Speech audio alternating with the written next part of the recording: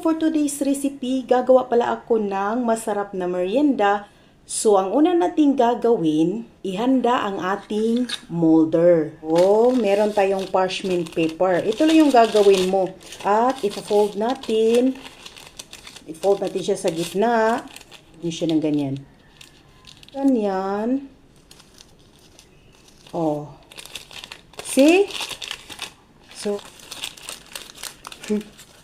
ayan. So, meron na pala akong nagawa. Ayan, oh. So, ihanda naman natin ang ating Oreo biscuits. So, ilagay lang natin siya sa plastic.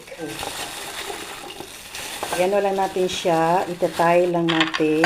And then, gumamit ako ng pangdikdik ng karne. Ano natin siya? Durukin.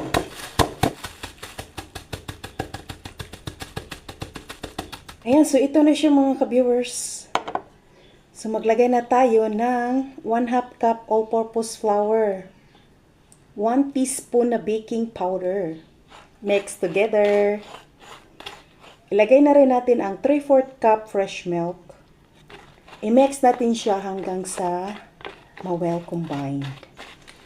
Ayan, so okay na ito mga ka-viewers. Ayan, so lagyan na natin ang ating molder.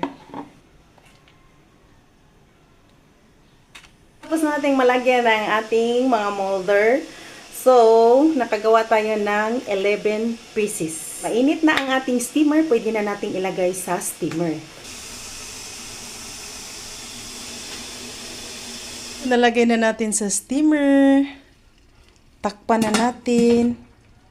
So, buksan na natin. Wow! Luto na ang ating Oreo cake. Look at this. So, ano pang hinihintay? Tikman na natin.